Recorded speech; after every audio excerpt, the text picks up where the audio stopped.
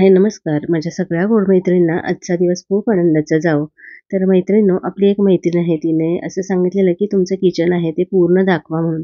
तसं तर तुम्ही नेहमीच बघत असता की किचनमध्ये या बाजूला मी नेहमी काही ना काहीतरी करत असते. तर तुम्हाला ते माहितीच आहे. पण किचनची दुसरी बाजू सुद्धा आहे. पण प्रत्येक वेळेला मी इथं काम करत असते, त्याच्यामुळे या बाजूचं किचन आहे ते दाखवणं होत नाही. आणि तुम्हाला रोज भेटणं एवढं सोपं नाहीये मैत्रिणींनो. ते कसं ते सुद्धा सांगणार आहे. आणि त्याबरोबरच फ्रिज कसा ऑर्गनाइज करायचा किंवा कुठले ऑर्गनायझर्स असायला पाहिजेत किंवा कुठले ऑर्गनायझर घेऊ नयेत, हे सुद्धा मी तुमच्याशी शेअर करणार आहे. तर व्हिडिओ शेवटपर्यंत नक्की बघा. तर किचनचा जो मेन ओटा आहे ना, त्याच्या समोरची ही बाजू आहे आणि इथं ईशान्य बाजूला आमचा देव्हार आहे. तर सगळी कामं आवरल्यानंतर मी हे शूट करते. तर म्हटलं चला पहिल्यांदा आपण देवाच्या दर्शनापासूनच सुरुवात करूयात. तर या बाजूला देव्हार आहे आणि त्याच्या बाजूला मी जी काही ग्रंथ पुस्तकं वाचते ना, तर ते ठेवलेलं आहे.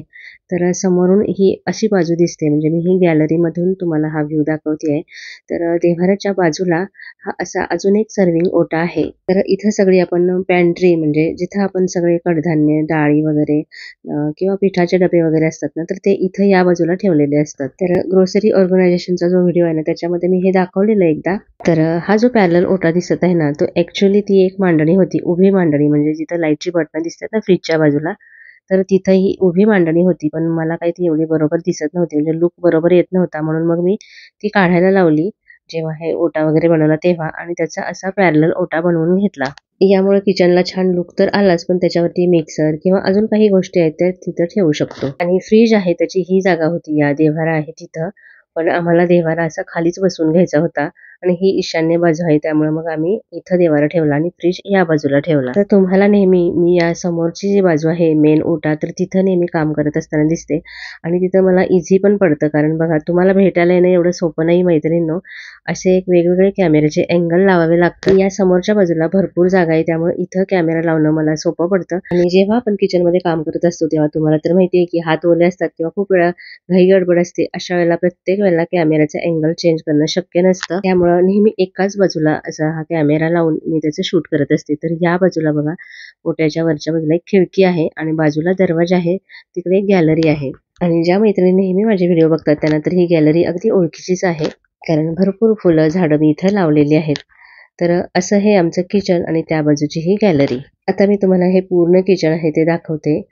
तर तुम्हाला प्रश्न पडेल की आता मी जर इकडे ट्रॉली बनवली तर इकडे काही का नाही बनवलं, कारण तिथं फ्रीज आहे त्याच्यामुळे तिथं ट्रॉली बनवणं तर शक्य नव्हतं. आणि आता हे रिनोव्हेशन किंवा ह्या ट्रॉली वगैरे बसून ना 15 वर्ष झालेली आहेत. आणि तेव्हा काय आता सारखे इंटेरियर डेकोरेशन किंवा आर्किटेक्ट वगैरे असं बोलवून जे आपण सगळं फर्निचर वगैरे करून घेतो ना, तर ते सर्रास केलं जात नव्हतं. हे जे काही किचन तुम्हाला दिसतंय तर ते सगळं माझ्या मनाने मी डेकोरेट केलेलं आहे. आणि तेव्हा जी गोष्ट आवडली ना, तर तसं ते किचन बनत गेलेलं. आणि आता सगळं फर्निचर करू शकतो, पण आता मला इथं काही तोडफोड वगैरे करायची नाही आहे. आणि फर्निचरचं म्हणाल तर एकदा फर्निचरचं काम राहिलं ना की ते राहूनच जातं. म्हणजे आता कसं बघा, घरं घेतली की लगेच त्याबरोबरच फर्निचर सुद्धा केलं जातं, पण तेव्हा तशी पद्धत नव्हती. आणि घर घेतल्यानंतर कितीतरी दिवसांनी आम्ही हे असं रिनोव्हेशन वगैरे केलेलं.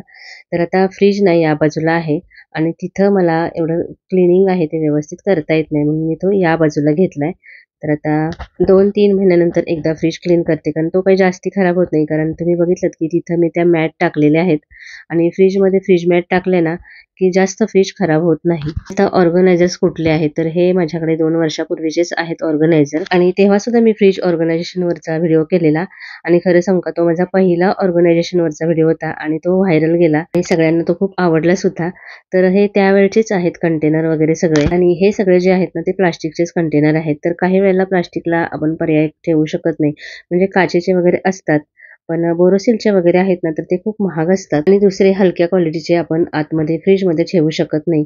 त्यामुळे सध्या तरी मी हेच ऑर्गनायझर वापरत आहे, कारण ते बऱ्यापैकी कॉस्टली सुद्धा आहे. तर हा जो मोठा कंटेनर तुम्ही बघितला, तर त्याच्यामध्ये 3 कंपार्टमेंट होते तुम्ही बघितले, ज्याच्यामध्ये आपण मिरची, कढीपत्ता, कोथिंबीर किंवा पुदिना वगैरे ठेवू शकतो. आणि हा जो आयताकृती आहे ना, तर त्याच्यामध्ये ह्या अशा लांब लांब ज्या भाज्या असतात ना, म्हणजे शेवगा, गाजर, काकडी वगैरे, तर याच्यामध्ये ते व्यवस्थित बसतात आणि ह्याला जागा सुद्धा जास्त लागत नाही फ्रीजमध्ये. फक्त याचा ड्रॉबॅक एवढाच आहे की तो एकदा फ्रीजमध्ये ठेवला ना की खूप थंड सुद्धा झालेला असतो आणि परत काढल्यानंतर तो निघत नाही, एवढा घट्ट बसलेला असतो. आणि हे 3 कंटेनर आहेत ते सुद्धा मी तेव्हाच घेतलेले. हे खरंच खूप छान आहे. त्याच्यामध्ये 1 किलो एवढा वाटाणा बसतो. भाज्या आपण चिरून वगैरे ठेवायच्या नाहीत फ्रीजमध्ये, पण वाटाणा सोलून ठेवू शकतो किंवा फ्लावर आहे त्याचे असे छोटे छोटे तुकडे करून ठेवू शकतो. आणि हे जे 3 डबे दिसतात ना, तर ते तुम्ही बाहेर सुद्धा वापरू शकता, पण मी हे फ्रीजमध्ये वापरते.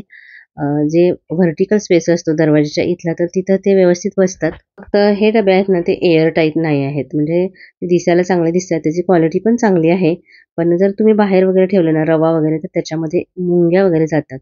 तर हा एक आहे अंडी ठेवण्याचा ट्रे. तर अंडी बाहेरून आणून ना अशीच फ्रीजमध्ये नाही ठेवायची, कारण त्याला भरपूर काय काय लागलेलं असतं. आणि फ्रीजचं कामच आहे की तो प्रिझर्व्ह करतो जे काही तुम्ही ठेवाल ते. त्यामुळे कुठली पण गोष्ट ठेवताना जरा व्यवस्थित चांगली ठेवायची. तर जेव्हा आपण बाजारातून भाजी घेऊन येतो ना, तर असे व्यवस्थित डबे असतील ना, तर पटपट आपण ते ठेवू शकतो. नाहीतर मग कितीतरी वेळ ना भाजी अशीच तिथेच पडून राहते पिशवीमध्ये. आणि डबे असे असतील ना, तर पटकन ती ठेवून सुद्धा होते त्या त्या डब्यांमध्ये. तर इथे ह्या फ्रीजच्या दरवाजामध्ये ना हे व्यवस्थित बसतात. 3 कंटेनर आहेत ते. हा जो वरती ट्रे आहे ना, तर त्याच्यामध्ये दूध पिशवी वगैरे ठेवण्यासाठी मी तो ट्रे वापरते. त्याच्यानंतर हे बाजूला जे छोटे छोटे डबे दिसतात ना, त्याच्यामध्ये आलं लसूण पेस्ट वगैरे ठेवलेली असते. आणि माझ्या फ्रीजला इथं कन्व्हर्टेबल बॉक्स म्हणून एक कप्पा आहे, तर त्याच्यामध्ये सुद्धा बऱ्याचशा छोट्या छोट्या गोष्टी ह्या ठेवलेल्या असतात. तर याच्यामध्ये तीळ, सब्जा वगैरे, धने वगैरे हे अशा छोट्या छोट्या माझ्याकडे बरण्या आहेत काचेच्या. तर त्याच्यामध्ये ह्या अशा ठेवलेल्या आहेत. किंवा एक्स्ट्राचं जे काही असतं ना, त्याचे जर छोटे छोटे पॅकेट असतात, तर ते मी इथं ठेवून देते. त्याच्यानंतर हे जे खाली बास्केट आहे ना भाजी ठेवण्याचं, ते तर खूपच मोठं आहे साईजनी. आणि खरं तर मी ते मोठ्या साईजच बघून घेतलेलं, की म्हटलं त्याच्यामध्ये भरपूर भाज्या वगैरे मावतील. पण त्या पण जर अशाच टाकल्या ना ह्या बास्केटमध्ये, तर त्या खराब होतात. मग त्या अशा व्यवस्थित कंटेनरमध्ये किंवा पिशवीमध्ये वगैरे भरून ठेवल्या ना, तर ते चांगले राहतात. आता इथं ठेवल्यामुळे ही वरची जागा आहे ना, ती खूप सारी रिकामी मिळाली. आणि फ्रीज आहे ना एकदम खचाखच असा भरून कधीच ठेवू नये. त्यामुळे ना लाईट बिल खूप जास्त येतं. आणि हा आता दरवाजाच्या इथला स्पेस बघा. तर इथं मी हे 3 डब्बे इथे ठेवलेले आहेत. त्याच्या बाजूला आहे ना, जे मगाशी मोठा जो कंटेनर दाखवला त्याच्यामध्ये 3 असे पार्टिशन होते, म्हणजे कोथिंबीर वगैरे साठीचं. तर त्याच्यातला एक काढून मी इथं ठेवलं आणि ह्याच्यामध्ये मसाले ठेवलेत. कारण मसाले वगैरे पण मी जास्त काही आणत नाही. फक्त पावभाजी, बिर्याणी, छोले वगैरे मसाला हेच असतात. आणि हे वरती काही छोटे छोटे पॅकेट आहेत ते ठेवलेले आहेत. खरं तर सीझन प्रमाणे आपलं फ्रीजचं ऑर्गनायझेशन बदलतं. कारण बघा आता हिवाळा चालू आहे, त्याच्यामुळे पाणी वगैरे काही लागत नाही. त्याच्यामुळे इथली जागा ही रिकामी आहे. तर वरचा जो फ्रीजर आहे त्याच्यामध्ये एक असा छोटासा डबा आहे. त्याच्यामध्ये मी हे पनीर आणि चीज ठेवलेलं असतं. आणि बाकी काही फारसं काही बर्फाचं वगैरे ते असतंच तिथे. बाकी काही जास्त ठेवत नाही. कारण कडधान्य वगैरे मी काही आत्ता याच्यामध्ये ठेवत नाही. ते फक्त पावसाळ्यामध्ये ठेवते. आणि इथं थोडीशी जागा आहे, त्याच्यामुळे मग तिथं कोको पावडर वगैरे काही एक्स्ट्राचे छोटे पॅकेट होते ना, तर ते ठेवलेत. तर जसा उन्हाळा चालू होईल ना, तसं मग फ्रीज भरपूर साऱ्या गोष्टींनी भरून जातो. तर या प्रकारे हा असा माझा फ्रीज आहे तो मी ऑर्गनाइज केलाय. तर आता कुठला कंटेनर चांगला नाही, तर ह्या सगळ्याचीच क्वालिटी चांगली आहे. पण हा जो मोठा कंटेनर आहे त्याच्यामध्ये 3 असे कप्पे आहेत. ते आपल्याला कोथिंबीर वगैरे, कढीपत्ता ठेवायला बरे पडतात. पण ना भरपूर मोठा आहे, त्याच्यामुळे खूप जागा पण घेतो. आणि दुसरा जो कंटेनर आहे ना, ज्याच्यामध्ये काकडी आणि गाजर वगैरे ठेवलेत, आयताकृती आहे असं, तर त्याला कमी जागा लागते. पण तो उघडायला ना फार कठीण आहे. तर असे हे ऑर्गनायझर्स आहेत, की ज्यामुळे आपलं किचनमधलं काम करणं सोपं होतं. जर तुम्हाला हवे असतील तर याची लिंक मी देईल. आणि मगाशी मी तुम्हाला म्हटलं, की तुम्हाला भेटायला येणं एवढं सोपं नाही मैत्रिणींनो. तर आता बघा शूट वगैरे करून झालंय सगळं. तर आता मेन काम राहिलेलं ते म्हणजे एडिटिंगचं. तर एडिटिंगसाठी, व्हॉईस ओव्हरसाठी हे असं 1-2 तास तरी बसावं लागतं. आणि एडिटिंग केल्यानंतर, व्हॉईस ओव्हर दिल्यानंतर एक छान असं टायटल आणि थंबनेल दिल्यानंतर मग तो व्हिडिओ तुमच्या भेटीला येतो. म्हणूनच म्हटलं मैत्रिणींनो, की तुम्हाला भेटायला येणं एवढं सोपं नाही आहे. कारण शूट करून झाल्यानंतर या सगळ्या गोष्टीसाठी 2-3 तास तरी लागतातच. पण तुम्ही सगळ्या इतक्या छान छान मैत्रिणी जोडल्या गेल्या आहात ना, की हे सगळं करताना कंटाळा अजिबात येत नाही. आणि हा असा व्हॉईस ओव्हर देताना तुम्हा सगळ्यांशी मी गप्पा मारतेय असाच फील येतो. तर व्हिडिओ कसा वाटला हे मला नक्की कमेंट करून सांगा. आणि जाता जाता व्हिडिओला लाईक करायला अजिबात विसरू नका. आणि अजून आपल्या चॅनलला सबस्क्राईब केलं नसेल तर प्लीज सबस्क्राईब करा. पुन्हा भेटूया अशाच एखाद्या छानशा व्हिडिओसह.